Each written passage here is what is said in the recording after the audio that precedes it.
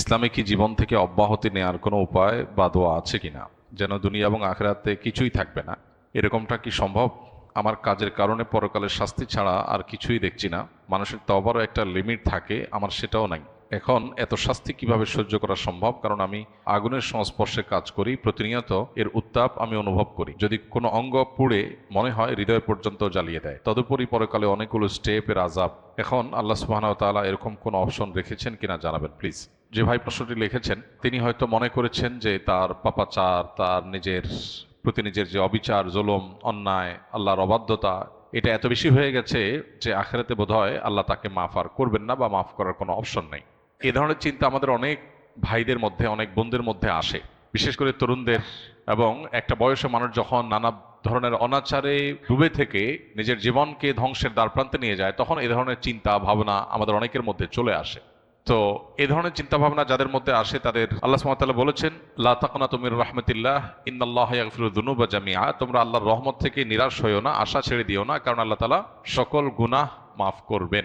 এই আয়াতে আল্লাহ তাআলা বলেছেন তোমরা সকল গুনাহ আল্লাহর কাছ থেকে মাফ পাবে, সকল গুনাহ তিনি মাফ করবেন। এমন কোনো গুনাহ নাই যেটা ক্ষমার অযোগ্য। যিনি প্রশ্নটি লিখেছেন তিনি লিখেছেন তওবার একটা লিমিট আছে। এটা ভুল ধারণা, তওবার কোনো লিমিট নেই। তওবা এমন একটা সিস্টেম যেটা আনলিমিটেড।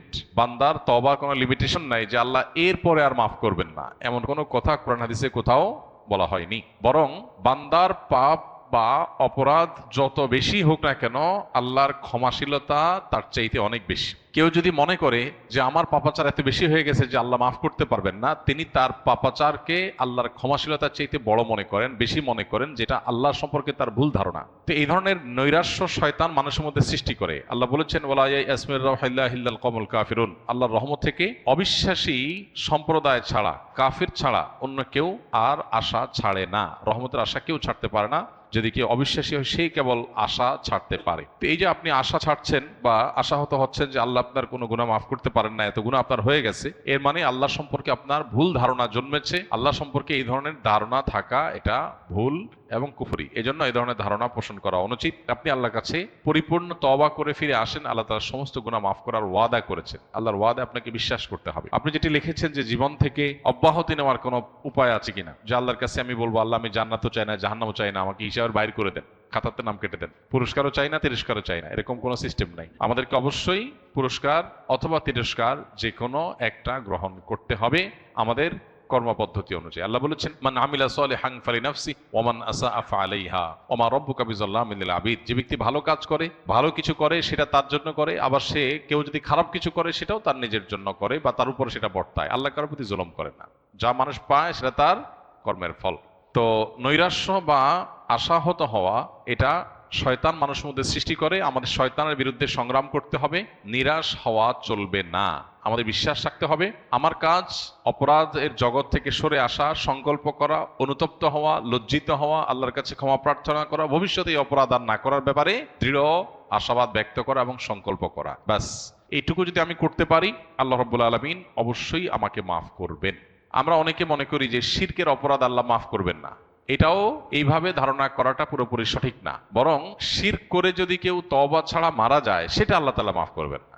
শিরক করার পরও যদি কেউ তওবা করে, সেটাও আল্লাহ তাআলা মাফ করবেন। শিরকের চাইতে বড় অপরাধ পৃথিবীতে নেই। সেই শিরকের অপরাধ করার পরও, এবং শিরক একবার দুইবার না, বছরকে বছর, জীবনে হাজার হাজার লাখো লাখো অগণিত বার শিরক করেছে কেউ, কিন্তু তওবা যদি একবার করে সবগুলো মাফ হয়ে যাবে। আল্লাহ রাব্বুল আলামিন এত বেশি ক্ষমাশীল। শয়তানের কাজ হলো আমাদেরকে জাহান্নামে নেওয়া। শয়তানের সবচেয়ে সংক্ষেপে জাহান্নামে নেওয়ার সিলেবাস হলো মানুষকে নিরাশ করে দেওয়া। মানুষ যখন আশা ছেড়ে দিবে যে ঠিক আছে আল্লাহ যখন মাফই করবে না, তাহলে আর আমার আর তওবা করে লাভ কি, ঠিক আছে আমি যা ইচ্ছা তা করি, তখন সে তওবার রাস্তা থেকে সরে যায়। এই জন্য শয়তান আমাদেরকে নিরাশ করে। আর শয়তানের বিরুদ্ধে এই সংগ্রামে জয়ী হওয়ার চেষ্টা আমাদের করতে হবে। আল্লাহ আমাদেরকে তৌফিক দান করুন। আমরা জানি পানিতে ডুবে মারা গেলে শহীদি মর্যাদা পায়। সম্প্রতি এক কৃষক 500 টাকা বাজি ধরে 100 ডুব দিতে গিয়ে মারা যান। এ ধরনের মৃত্যু কি শহীদি মৃত্যু হিসেবে গণ্য হবে? মোটেই না ভাই, শহীদি মৃত্যু এত সহজ না। 50 টাকার লোভে কোনো ভাই যদি 100টা ডুব দিতে গিয়ে মারা যান, আল্লাহ তাআলা মাফ করুন। এটা নেহায়েতই তার বিভ্রান্তি এবং ভুল পদক্ষেপ। আল্লাহ তাআলা তার এই বান্দাকে মাফ করে দিন, আমরা দোয়া করি। তার শোক সন্তপ্ত পরিবারকে আল্লাহ তাআলা সান্ত্বনা নসিব করুন। আমাদের জীবনে অনেকে এই ধরনের হেয়ালিপনা, অনেকে এই ধরনের পাগলামো করি। এই পাগলামো করার কোনো সুযোগ নাই। ইমানদারের জীবনের মূল্য অনেক বেশি। কারণ ইমানদারের জীবনের মূল্য কি? জীবনের প্রাইস কি? জান্নাত। ইমানদারের জীবনের মূল্য কি? জান্নাত। মানে জান্নাতের মতো সবচেয়ে ছোট জান্নাত যে জান্নাতি পাবে সেও এই পৃথিবীর কমপক্ষে 10 গুণ বড় জান্নাত পাবে। তো এত বিশাল জান্নাত, এত মূল্যবান নেয়ামত যে জীবনের বিনিময়ে পাওয়া যাবে, সেই জীবন 50 টাকা বিক্রি করার জিনিস না। সে জীবন সামান্য একটু বাজি ধরে আমি ধ্বংস করার জিনিস না। সে জীবন কিভাবে বিলীন করতে হয়, সেই জীবন কিভাবে উৎসর্গ করতে হয়, এটা শহীদ শরীফ ওসমান হাদিরা দেখিয়ে গেছেন। এটা আবু সাইদরা দেখিয়ে গেছেন কিভাবে সে জীবন উৎসর্গ করতে হয় মানুষের মুক্তির জন্য।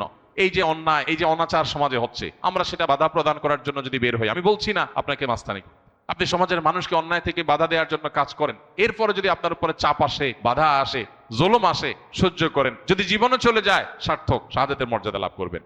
অতএব এই ধরনের বাজি ধরতে গিয়ে মারা গেলে শাহাদাতের মর্যাদা এত সস্তা জিনিস না। হ্যাঁ, এটা ঠিক যে হাদিসে আছে পানিতে ডুবে মারা গেলে শাহাদাতের মর্যাদা পাওয়া যায়। সেটা কে? অ্যাক্সিডেন্টলি যদি কেউ পানিতে ডুবে মারা যায়, এটা তো অ্যাক্সিডেন্টলি মৃত্যু বলা যাবে না, বরং এটা নিজেকে বিপদের দিকে ঠেলে দেওয়া বলা যায়। আল্লাহ তাআলা বলেছেন ওয়ালা তুলকু বিআইদিকুম ইলা তাহলুকা, তোমরা নিজেদেরকে ধ্বংসের দিকে ঠেলে দিও না। এটা ধ্বংসের দিকে ঠেলে দেওয়া, আপনার নিশ্চিত কষ্ট হবে, বিপদ হবে, জেনেও সে কাজটা করা আপনার জন্য জায়েজ নাই পার্থিব কারণে। হ্যাঁ, আল্লাহর সন্তুষ্টির জন্য, আল্লাহর রাহে, আল্লাহকে খুশি করবার জন্য যদি আপনার জীবন যৌবন সবকিছু দিয়ে দিতে হয়, এটা সার্থকতা, এটা সার্থকতা, কারণ এর বিনিময়ে আপনি জান্নাত লাভ করবেন। তো যাই হোক, আল্লাহর বান্দা, তার ফয়সালা আল্লাহ তাআলাই করবেন। আমরা দোয়া করি আল্লাহ তাআলা তাকে মাগফিরাত নসিব করুন। আমরা দোয়া করি আল্লাহ তাআলা তার শোক সন্তপ্ত পরিবারকে সান্ত্বনা নসিব করুন। তবে এই ধরনের কাজ কারো করা উচিত না, এবং যারা বাজি ধরেছে তার সাথে, তাদের ব্যাপারে পুলিশি তদন্ত হওয়া উচিত। যে একজন মানুষকে 50 টাকার বাজি ধরে 50 টাকার লোভ দেখিয়ে বা যেভাবেই হোক এভাবে 100 ডুব দেওয়ার জন্য এরকম রিস্কি কাজের মধ্যে ঠেলে দেওয়া, এটা আদৌ তার এটার পেছনে কোনো দুর্বিসন্ধি আছে কিনা, বা এই ধরনের হেয়ালিপনা সেই বা কেন করলো, এটা জবাবদিহিতার আওতা আনা উচিত। মানুষের জীবন এত সস্তা না। অতএব আমরা কোনো অবস্থাতে এই ধরনের হেয়ালিপনায় যাব না।